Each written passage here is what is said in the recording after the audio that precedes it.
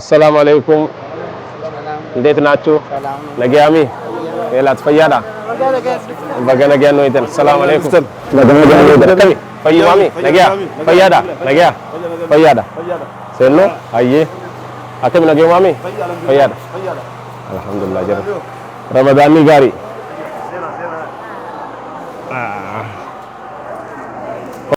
رمضان مبارك لكل مسلم شهر الذي فيها ينزل القرآن Happy Ramadan to all Muslims of the Quran descends in this holy month أرحب بك يا شهر رحمة أرحب بك يا شهر رمضان بك أرجي لقاء قرب ربي بك روحي وقلبي قد صار رمضان مبارك لكل مسلم شهر الذي فيها ينزل القرآن Happy Ramadan for all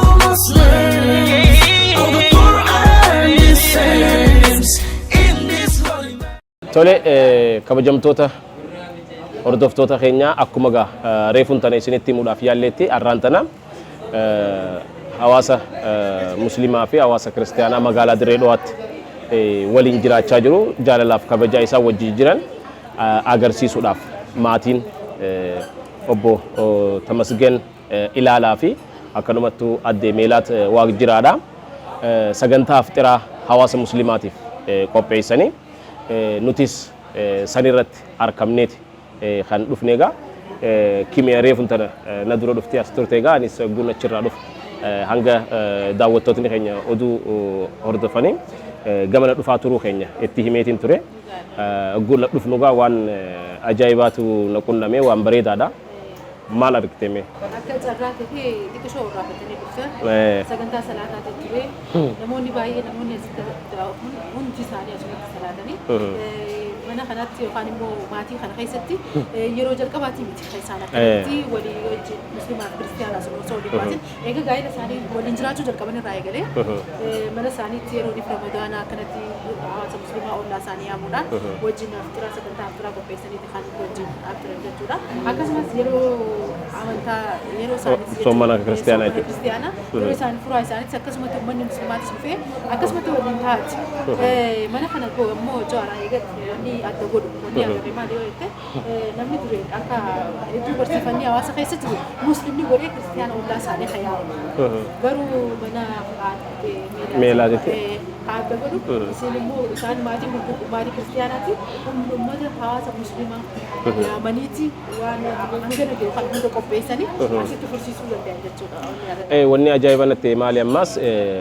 isaanis akka agartuutti dubaraaf dardara umrii dargaggummaa tarka namoonni asitti walitti qabamanii jiran hundinuu dargaggoota.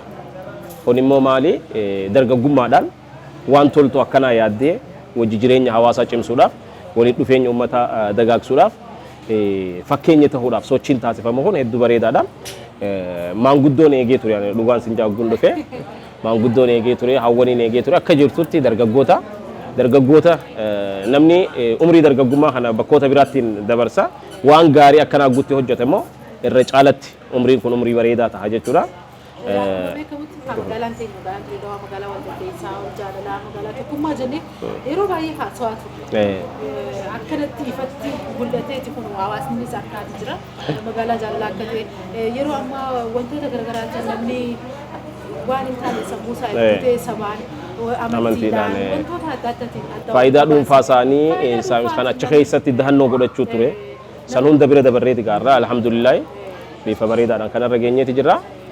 isaan qofa haasoo akka nuun hin jenne adde Meelaatis ni jirti Tamasgenis ni jira ድሬዳዋ ያው በስራም በስፖርቱም በሁሉም እንገናኘው ማህበረሰብ ነው የወጣት አጠቃላይ ሁለተኛ ነገር ደግሞ ይሄንን ፕሮግራም ስናዘጋጅ የሙስሊም የክርስቲያንም የጾማችን ወቅት ነው ይሄ መተሳሰባችን ደግሞ አንዱ የድሬዳዋ ገጽታ የሚያሳይ ነው hariiroon wal jaalalaa walii wajjummaan taaneeti itti guddanne sagantaan aftira amma qopheessine kun nulachuu islaamaa fi kiristaana taanus soomana irratti argamna waan ta'eef wajjumaan furuuf kan qopheessineedha wal kabajaaf jaalala hawaasa jidduu jiru cimsuuf nu gargaara walii wajjummaa fi jaalala hawaasa keenya jidduu jiru keessaafuu akka dirree dhawaatti islaamaa fi kiristaanni hariiroo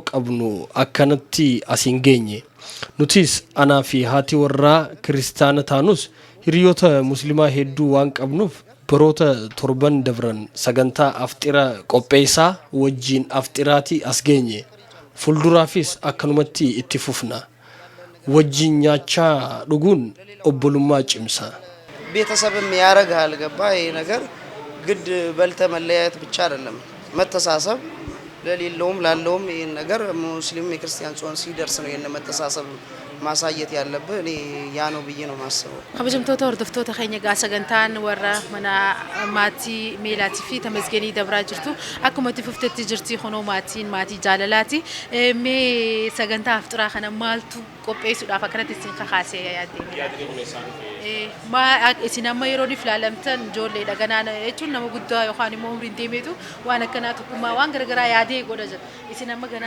ኡምሪ ደርገጉማ ረጅርተኒ ኢላል ያኒ ከና ሆይ ስራ ስለኝ ፈሜ ያው ይሄ ነገር መኖር መቀጠልም ያለበት ነገር ነው ምክንያቱም ድሬዳዋ በፊትም የኖርንበት ነው ወኒ ኩን ዋኑ መጅሩ ጅራቹስ ቀባ ሰበብኒሳ ድሬዳዋን ዱራኑ ከንቲም ቤከምቱ ኬሳ ሙስሊማ ፊ ክርስቲያን ጃኒ አዳን ወልባሱን ኦሶ ሂንተሂን ጃለላን ሳና ተኮቲ ወጂ ኛተን ኩንሞ ዋን አባ ፊ ሃዳ ኬኛራ ዳለ የሮ ረመዳናቲስ አከሱማስ የሮ ሶመና ክርስቲያናቲስ ቢፉ ወልፈካቱ እንደበርሲና በፊትም የሚገርምሽ ያው ቤተሰቦቻችን ያረጋሉ እኔ በተለይ የኖርኩት ከሙስሊም ክርስቲያኖች ጋር ነው የኖር ነው የሩሞ ዱራኒሁ ወኒ ሲዲቡ ወሪ ኬኛ ቢፉማ ከናን ደበርሳ ቱሬ ጅሬኛ ኬኛ ስጉዲኒ ኢጆሌ ሙስሊማ ወጂኒ ወሪ ኬኛ የወመነ ሂንጅራኔ መነሳኒት ኤጋ ወሊን ደበርሲና ዋን ጋሪ አከና ኢትፎፍሲሱ ቀምና በርሲፈተ በዳሞ ሀምቢሱቱ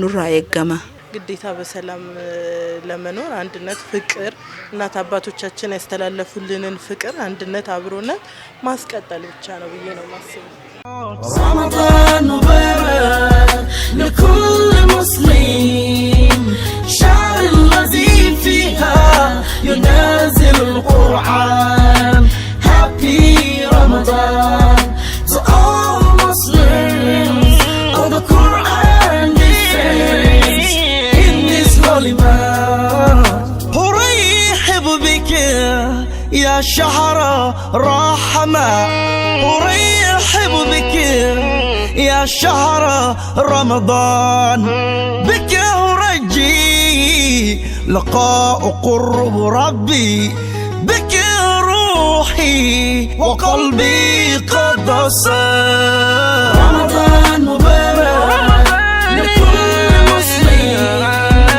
شهر الذي فيها ينزل القرآن Happy Ramadan for all Muslims of the Quran descends in this holy month tolega hordoftoota horfii keenya sagantaa aftiraa maatii tamasgan ilaalaa fi addee meelaat waaqjiraa qopheessan isin biraan giyaa kan jirru jechuudha akka reefu isaanii manitti maatii irraa dhaallee jaalalaaf waliin jireenya kana wooma barree itti fufsisnee jechuudha nutti manitti jirani hiriyootni isaanii keessattuu hawaasa dargaggootni kun warri muslimaa warri sagantaa kun qophaa'eef maaltu itti dhagahame kan jawugaa turtii taasisuuf deemne jechuudha mubaarak አይ ኢንሻአላህ እሺ ያው መጀመሪያ ማለት እንፈልገው ለመላው ሙስሊሙ ማህበረሰብ እንኳን ለ1444ኛው ረመዳን አደረሰን እላለሁ ያው በዛ ላይ ያው አሁን ምንድነው ጓደኛችን ጠርቶ በየአመቱ ነው በነገራችን ላይ ይሄን ነገር የምናደርገው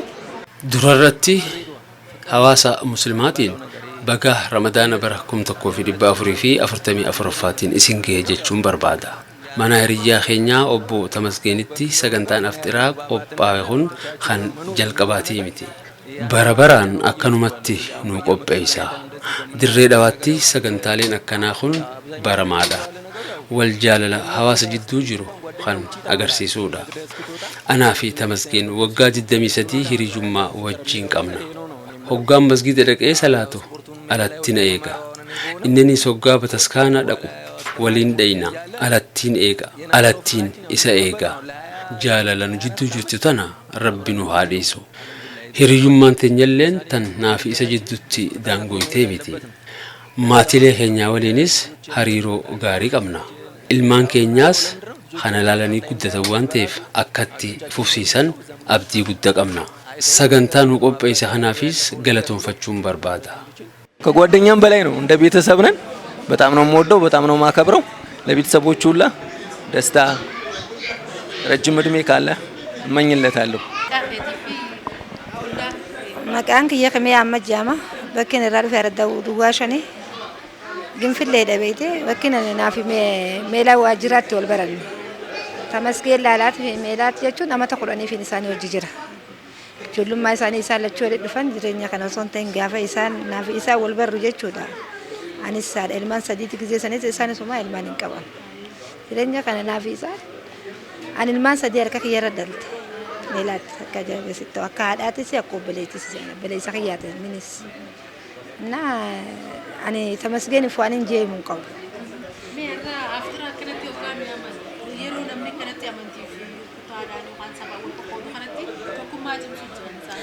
Isaan kana jechuun amma ani akkaan itti ilaalu akka kiyyoo akka jireenya kiyyaa ta'etti Tamasgeen har'a qofaa miti amma tokko teessi amma tasa kana sadii duraas akkanumatti ijoollee islaamaa walitti qabee gizee soomana fursiisu ayyaanni isaanii gizee dhufe isaaniitiif gizee hangafni kiyya kanneen dhalee isaaf daaddaadha beekte isaa hojii jiraata isaaniif qalee ijoollee kiristaanaatiif qale akka ajaa'iba sitti ani kan itti Tamasgeen fi nama biraa kan itti adda baasuu qabu. Ta'isaa jechuun Tamasgeen laalaati fi meelaat waajjiraa jechuun annatti islaamaa se maaraas ta'ee addaan waan wal godhan qabu. Addaan akka bakka akkasumatti hojii jiraachaa jirra. Isin ijoollummaa sitti ijoollee islaamaatiif ijoollee Somaaleetti waan guddatteef jecha maaltu ka islaamaa maaltu ka amaaraa jettee waan adda baastee hin qabdu. Gizee ammaan tana naa isin erga duwwaa furii kun ganda kana jirti ani bakka hin jiru qooqaa qabalee bakka jedhamu hin jira naa isin abbalee jenna. Mee namni biraatis akkanatti akka maatii kana namni hundi akkana obboleeyyan ta'e firatee jaalalaa akka hojii jiraatu ergaa maalii dabarsa? Ani ergaan dabarsamu ta dur Rabbi nu haa deebisu obbolummaa dur ollummaan ta dabarsine miti ta ganaaf dhuftuuf Rabbi akka nama wajjin nu haa tursiisu biyya keenyaas naganatti haa ta'u isinillee galatooma waan kana astalaalafu jechuun haalaan natti gammadee jira. Biyya jaalalaa adda baasan. Ani wanneen jiru maali? Rabbiin waan akka dura jireenyatti jiraanne amaaraa islaaman jedhu amaaraa eenyu islaaman jedhu. Saniifuu akka Rabbi akka dur nu haa deebisu Rabbiin jaalala dursan nu haa deebisu. Ani afaan Oromootis afaan Amaaraatis kan hin jiru የድሮ ፍቅራችን አንድ ያርግልን እሱንም ጤናና እድሜ ይስጣችሁ የእናንተንም አላህ ጤናና እድሜ ይስጣችሁ ግን እኔ የሜላትና የተመስገንን ሁሉም ሰው እነሱን ተከታተሉት ባለ ጥሩ ነበር እሺ ማይ ገለተው ማይስኒ ሳያ ቶሌ ሰገንታን ኬኛጋ አኩማ ኢትዮጵያቲ ጅራ keessattuu mana obbo Tamasgeenitti sagantaa aftiraa wajjin wal qabatee keessummoota asitti argamanii sirna sagantaa aftiraa kanarra qooddatan wajjin turtii taasisaati kan jirru ammaan tana Naciratti Efreemitu argama leenjisaa ispoortii booksiiti yookaan bunyaa booksiidhaan leenjisaa akka nama dirree dhawaa akkanumattu itti aanaa leenjisaa tuuta biyyaalessa Itoophiyaa ta'uudhaan hojjechuudhaan kan jirudha jechuudha. Efreem dargaggoota dirree dhawaatti fakkeenya ta'anii fi bu'aa qabeessa jaaman keessaa isa tokko isa wajjin turtii taasisuuf deemna isinis akka nu hordoftan kabajaan isin afeerragam. እሺ አመሰግናለሁ። ያው እንግዲህ እንደምታየው እንደዚህ አይነት ፕሮግራሞች ድሬዳዋ ላይ በጣም በሰፊው የተለመዱ ናቸው። ከድሮም በየጎዳናዎችም በተለያዩ ቦታዎች እንደዚህ ደግሞ በየቤት ላይ ሲሆን ደግሞ ያው ብዙ ቦታም እንዲህ ያለ ቢሆንም ይሄ ደግሞ እንደምታየው ስፖርት ቤተሰብ የሚገናኝበት የተለያየ ስፖርት ቴኳንዶ፣ ካራቴም እኛም ቦክስ እንደምታየው sagantaaleen afxiraa akkanaa dirree dhawaatti baramanii jiran daandiilee irratti bakkoota garaagaraatii fi manneen jireenyaa keessatti qophaa'uun waliin afxiraa kan jiran keessattuu nuti maatiin ispoortii warri tukaandoo bunyaa fi kaaraatee yeruma biraatu sagantaalee akkanaa qopheessuun ramadaana sagantaa afxiraa wajjin gaggeessina. Hawaasni musliimaa fi kiristaanaa sagantaalee afxiraa akkanaatiin wajjin nyaatanii dhuguun dirree dhawaattis baramee jira.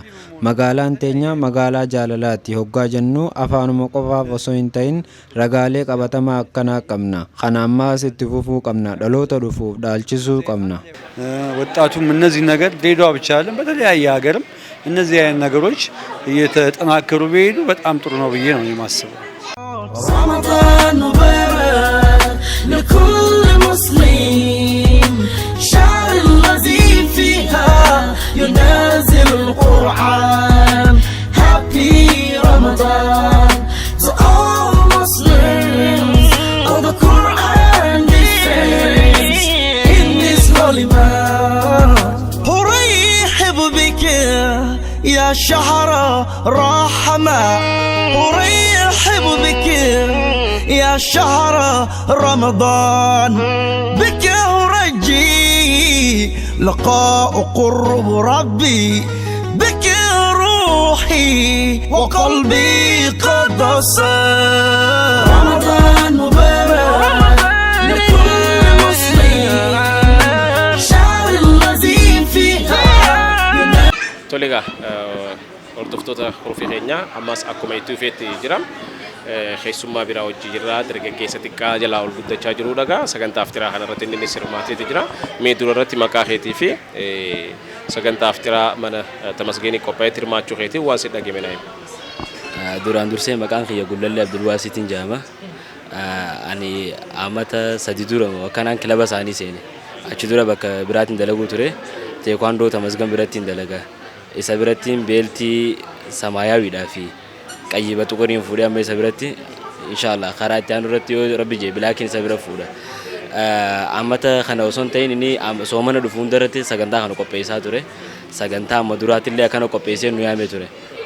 Warra kilabaa hojii daleenuu fi warra teekwaandoo akkasumas warra ollaa isaatii fi warra booskii hojii dalagan Efreem biratti jechuudha.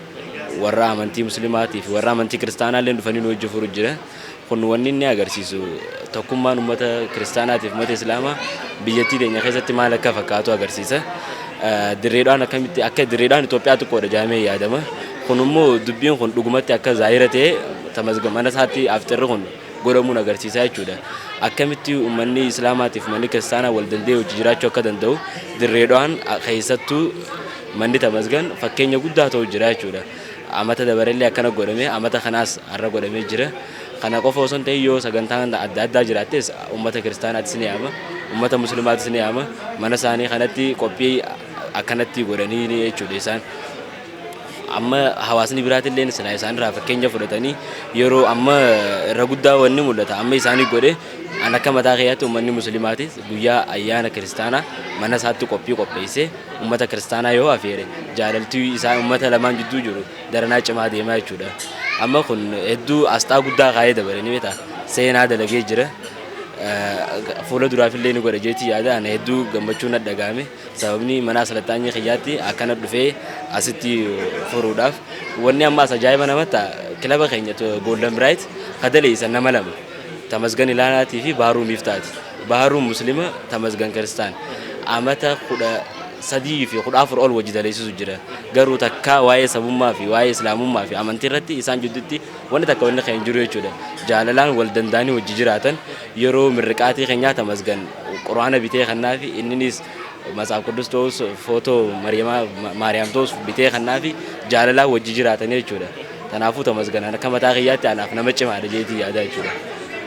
Amma akka ati ibsiteetti hojiilee inni hojjechaa jiru keessattuu hawaasa keessatti hariiroon kun maal akka ibsuu danda'u bifa bareedaa ta'een na ibsitee jirta. Kun akkanas ilaalu fuula dura waan kanarraa bareetiin jira. Yoon guddadhee akkasaatti bultii ijaaree waan jee waan kana godhuu hin oolu yaada joon sirraa hubadhe. Sani yaadne sirree dhibbaa dhibbatti an amma islaama alhamdulillahi an muslima. Garuu immoo hawaasa kiristaanaatiinis maaliif amantiin tabbaati waa'ee amantii keessa nu dhaqu garuu immoo sa'a isaan piroograama isaan qaban irratti amata ayyaana isaan irratti an akka namummaatti jaalala kana cimsuudhaaf waan hin dandeenye supportii isaan ni godha kanaan jahan sirrii itti fufsiisuun barbaada namni biraalleen miidiyaa irratti warri nu daawwachuu jiranillee tamasgan akkuma fakkeenya namaateetti warri hundinuu isarraa laallatanii akka godhaniin jaha galatoomatillee. kabajamtoota hordoftoota keenya qophiin afxiraa tan mana obbo Tamasgan irraa isinii dabarsaa jirru akkuma itti fufteetti jirti.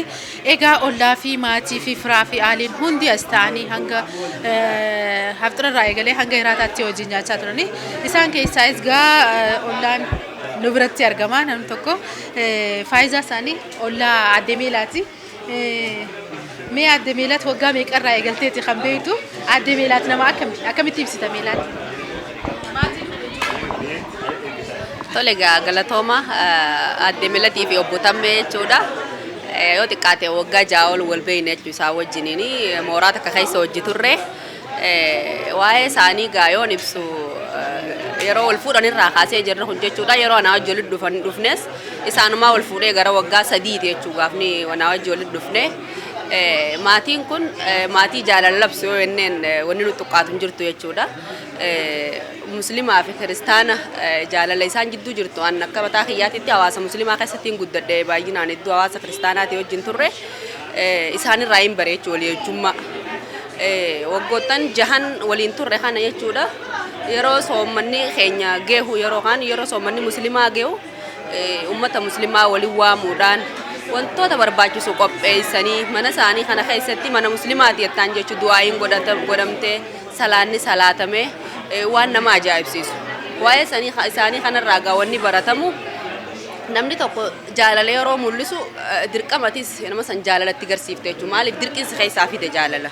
Jaalala hoggaa namni san garsiise namni tokko yoo jibba kasi garsiisu taate jibba dachaa garsiiftatis nama si jibbe tokko si jibbuusaa hogguu beeyte daran jibbita si keessaa dhufe jechuudha jibbii. Jarri kun maatiin kun maatii jaalalaati jaalala si garsiisanii sanirraa kan ka'e an hedduu walii wajjummaa uummata kiristaanaati wajjin isaanirraa hin baree jechuudha. Waggoottan 6 wajji turre kana waggaadhaan yeroo soommanni ga'u fagoo jiraannus bakka jirrurraa nu qopheessanii isaan bira dhufnee wajjin furree wajjin gammannee du'aayii goonee deemnaa haalli hungaa nageenya biyyattiitiif tokkummaa biyyattiitiif jirri hungaa gahee gama isaanii bahachaa jiran jechuudha. Akka maatii tokkootitti maatiin hundi haala kanaan kan deemu yoo taate ilmi namaa nama hunda rabbii uumee namni hundi tokko amantiin ta'uunfaati waa wal nama dhorku akka hin qabne maatii kanarraa barachuun ni danda'ama jeetii yaadan. Maatiin kun beeku balaalaa jirti dargaggoota namoota hundaa jaamanii miti. Dargaggeessi ilaalcha kanaa yoo qoratu wantoota akka gammachuu akkamii nama dhagahama fakkeenya namoota biraatti akkamiin taa'ee keessumaa magaalaa kana irraa magaalaa jaalalaa tokkummaa jennee haasa'uudha. Tokkummaa sana irratti warra lafa buusee nu barsiisaa beekan akkamii ibsitaa? Dhugaadha kanaan akkin itti ibsu qaamonni hedduun dargaggoota kana akka humna badiititti ulee godhachuun itti fayyadamanii isaan kun garuu dargaggoota kana qaama nagayaa godhaniiti dargaggoon kun har'a hoggaa akkana dhufanii kiristaanaa fi muslimni wajjiniin taa'ee walii wanta jee ijoolleen tun boru gad deemtee ganda keessa deemtee yaa'ii jeequmsa kiristaanaa fi amaara islaamaatiin dhufe oromoo fi amaara yookaan saba kanaa fi saba kana waan jiru if keessa haqa ilmi namaa kun maaliif namni wajji nyaate garaa walitti hin jabaatu akkuma jedhamu san akkana waliif fidanii dargaggeessa kana wajji hogguu nyaachisan faallaa dargaggoota humna badii godhee namni fudhatu san isaan karaa kanaan deebisaa waan jiraniif dargaggoonni kun abdii boruuti boruu biyya tanaan deemuu kan danda'u guddina biyyaatiif nageenya biyyaatiif tumsi isaan taphatan gahee arbaati jeetii yaadamaatiin kuni haaluma kanaan namni hundi maatii kanarraa fakkeenya fudhatee yookaan itti fufu taate jeequmsi tokko biyya teenya keessaanii hafa jeetiin abdalla jechuudha. Sagantaa afxiraa mana obbo Tamasgan maatiin isaa qopheessee irratti wal argine maqaa keetii fi akka musliima tokkootti sagantaa afxiraa maatiin kiristaanaa qopheessee akkanatti isin kabajee sagantaa kana qopheessuusaatti maal isin dhagahame naa himi? duraan dursee maqaan kiyya gammachiisoo fi daama baga duraan dursee alhamdulillah jechuun barbaada ramadaana kana kan dhugee kan lammadaa irratti obboleessa keenya Tamasgan jechuun namni amantaa biraati amantaa musliimaaf kana qophii kanaa godhuun takkaaffaarratti amantaa kanaaf kabajaa inni qabu garsiisa. Lammadaa irratti immoo jireenya hawaasummaa takka ibsa kan inni kun jechuudha akkanatti waan godhachuun sanni hedduu guddaa takkaan dhagahame nuti jechuun gosa ispoortii roga miraaraa dhufne ta'eetis as nu affeeree waan akkanaa godhuun hedduu takka gammachuu guddaa kan dhagahamu jira. Keessattuu ji'a Ramadaanaa irratti gaa namootni bakkoota garaagaraatti akkana afxiratti inni qopheeffama. Garuu mana keessatti hiriyyootaa fi ollaa yaamee akkanatti qopheessuun kun hedduun baratamne. Uummanni Dirree Dhawaadhaa namoonni sagantaa kana ilaalan maal irraa haa baran jettamee? Tara dura ka wanni deemaa tures waan fokkataa ture. Tarii amma namni amantaa musliimaa qabus akka wajjireenyuu danda'amu takka ibsee beeta tamasgan keenya. Saniifuu ta'ee namni amantaa biraatii fi musliimaa ta'es akka wajjiraatee wajjin agarre Ramadaanas wajjii akkana godhee waluun bareedaadhaan fakkaata. Waa isaa carraa kanaan galatoonfachuu yoo barbaadde asumaanis namoota bagattiin isin geejjettuun yoo jiraata. Duraan dursee nama jechuun fedhee haadha abbaa kiyyaa lammata immoo saabota kiyyaa fi kan biyya keessaa fi biyyaalaa jiru ammas musliima hunda maraawu bagatti isin geejjechuu fedha isallee bagatti isin geejjechuu fedha tamasganillee. Ayyee maqaa keetii fi sagantaa afxiraa mana obbo Tamasganiitti qophaa'e irratti hirmaachuu keetii waan sin dhagahame akkanatti maatiin kiristaanaa sagantaa kana qopheessee isin afeeruu isaatti waan sin dhagahame naayim. Duraan dursee maqaan kiyya Abdurrazaaq Awwal Abdii Jaamaa. Just aftira mana Tamasgan mana tammuu kanatti waan qopheessameef hedduu dasjaa. Just amantaa kiristaanaatii fi amantaa musliimaa kanatti wal jaalatanii bakka takkatti afturuun hedduu takka dasjaa. Alhamdulillah wallahi hedduu dasna ji'anii. Itti gammadeetiin jira akka ajaa'ibatti. Keessattuu gaa Dirree Dhawaa keessa magaalaa jaalalaati namni kabajaan jaalalaa wajji jiraata. Sagantaaleen aftiraa daandiilee gurguddaa irratti soomanoota dabrees qophaa'aa ture. Garuu akkanatti maatiin kiristaanaa mana isaatti qopheessee hiriyoota isaa guyyaamo nuti fillee haaree nuti ta'e wantootni akkanaa kun baratamuudhaan yookaan dargaggoonni biraa warri asitti walii qabatanis irra hedduun dargaggummaadha dargaggoota. Mee namni biraa maal irraa haa baru kanarraa? Amantii tamuun just bakka ማለት ደስጃ ሃይማኖቲ ብራቲቲ እኒ ኑያሚ አሲቲ ወጂ አፍጠሩን ከኛ ሄዱ ደስጃ namni biraallee akkanumatti wal barateetuma just wal yaamee akka saayibootatti wajji afturuun hedduu dasjaa haaymaanootii islaama amaaraa doonjiin tokkummaa keenyaanii wal jaalannee bakka takkatti afxirree wajji afturuun hedduu gammachuu hedduu nama gammachiisa hedduu dasna jiran alhamdulillah. Mee maqaa keetii fi mana sagantaa aftiraa kana irratti hirmaachuu hedduu waan si dhagahame. Duraan dursee maqaan kiyya Waziir Awwal Jaamaa. Wallaa akka gaa wanni na dhagahame maal beektaan hedduu dasna majaa haalli as jiru kunis hedduu bareedaadha. Haala bareedaan aftira goone haala bareedaan nusimatanii warra Tamasgan fi amantii kiristaanaa tahee musliimoota bara Ramadaanaatiin yaamanii asitti simannaa akkanaa godhuun yeroo duraatiif naafis haaree beektaa. Kanaafuu akka barametti irra guddaa kan godhamu karaa irratti yookaan dabaabaa irratti beektaa aftira irra guddaa kan godhamu kan mana ifitti nama yaame akkanatti aftira bareedaa kana godhee nama simatee namaaf godhu yeroo duraatiif isa Tamasgan beektaa. Naa baay'ee galatoomfannaan isin jaa gina ta'eetis gaa amma amantaan kiristaanaa fi amantaan musliimaa jedduu sun ta'een xiqqoo dura waan wal bu'insa xiqqoo takkaa ture. Kanaafuu kanarraa barnoota akka fudhatanii amantaa islaamaa fi amantaan kiristaanaa wajji jireenya keessatti wanni hedduu nama takkaaf dawaa beektaa. Kanaafuu amantaan sun wal qoqqoodin nu akka ammaa kanatti akka Tamasgan kanatti sarraa barnoota fudhatanii sila namuu godhe bu'insiin sin dhufu walii yaaduunis ni dhufa waan hedduu jira jechuudha. رمضان مبارك لكل مسلم شهر الذي فيها ينزل القرآن. Happy Ramadan to all Muslims. All the Quran descends in this holy month. أرحب بك يا شهر رحمة أرحب بك يا شهر رمضان. بك أرجي لقاء قرب ربي بك روحي وقلبي قد صار. رمضان مبارك لكل مسلم شهر الذي فيها. بسم الله الحمد لله እንኳን ለረመዳን ጾም አደረሰን እያልኩኝ ለዚህ ቤተሰብ አዘጋጅተው ይሄንን አዘጋጅተው ስለጋበዙን አላህ በወጣው እንዲተካላቸው ለምናለው። እድሜና ጤና እንዲሰጣቸው ጠይቃለሁ። አላህ በአመት አመት አድርሶን የምንገናኝ ሁሌ በሰላም በጤና ያደርሰን። بسم الله الصلاة والسلام على رسول الله صلى الله عليه وسلم. ربنا آتنا في الدنيا حسنة وفي الآخرة حسنة وقنا عذاب النار. اللهم اغفر للمسلمين والمسلمات والمؤمنين والمؤمنات والأحياء والأموات يا ذا الجلال والإكرام. ربنا تقبل منا صلاتنا ودعانا وسجود أعمالنا إنك أنت التواب الرحيم. كتب علينا إنك أنت التواب الرحيم. صلى الله عليه وسلم. سبحان ربك. ይህንን እንዳካበባችሁን እግዚአብሔር እናንተንም በጥሩ ነገር ያካባችሁ ያመሰው ይበለን፣ ጤና ይስጠን፣ አይለያየን፣ ያፋቅረን፣ ጾሙን በሰላም ጀምሮናል በሰላም ያስጨርሰን።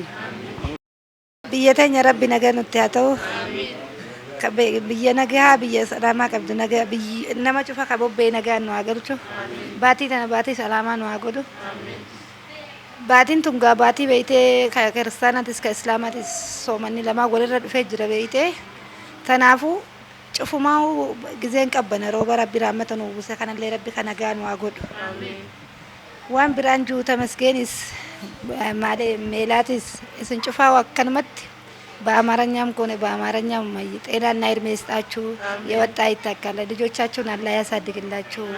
ቶሊጋ hordoftoota keenya sagantaan keenya san aftiraaf qopheessine ramadaana sagantaa addaa isin biraan gahaa turuun keenya ni yaadatama. Har'a guyyaa 10ffaa irratti kan argamnu aftira guyyaa 10ffaa arraan tanaa mana obbo Tamasgeen Ilaalaatii fi addee Meelaat Waaqjiraa bakka takkatti dhufnee hawaasa musliimaa fi kiristaanaa sagantaa aftiraa waliin qopheessan irratti argamuudhaan bifa kana fakkaatuun isin biraan gahaatee kan turre wanni nu hafe silaa wanni jalqabame wanni hin xumuramne hin jiru kime nagee dhaammachuu qofaan nu hafeen seera. Nagee dhaammachuu qofaan nu hafe asumaan garuu ergaa mataa xiyyaa kan hin dabarsu barbaadu tokko jira.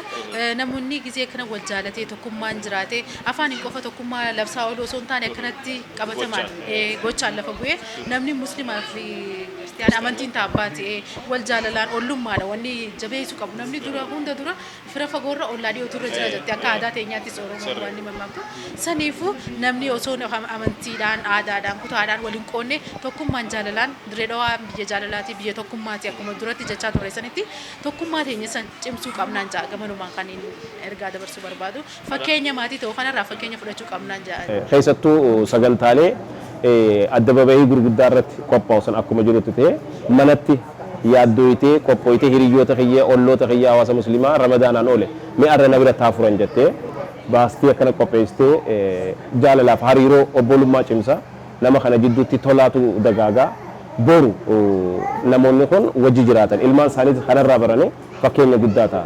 Kanaafuu wanni akkanaa kun haa baratamu aadaa haa ta'u jechuu barbaanna. Maatileen biroolleen hiriyoonni waggoota dheeraa hojii turtan wajji jaalalaan wajji jirtan wantoota akkanaa osoo itti idaatanii sagantaalee akkanaa wajji idaatanii soommana wajji furuu bagattiin isin ergaa walii dabarsuu qofa osoo hin ta'in wajji dhufanii gammachuu fi gadda qooddachuun namooma waan cimsuuf aadaa haa ta'u maatii kanarraa baradhaa jechuu barbaanna. Keeka kana gara keeka muraatti oofne kanumaan haa walii galchinuunsa. Egaa hordoftoota keenya nuti sagantaan asii haftira sababeeffachuudhaan mana obbo Tamasgeenii fi addee Meelaat irraa isinii dabraa ture kana fakkaatti sagantaa keeka murreetti as gamanumaan Kimiyaa Mustafaatii fi Jawaar Mahammad sagantaa isin biraan gahaa kan turre jechuudha. Sagantaa keenya kan boruutiin waa'illan keenya kan biraa wajjin aangoo wal agartanii gama keenyaan kanumaan nagee jenna. Ramadaana gaarii akka ta'uuf hawwina.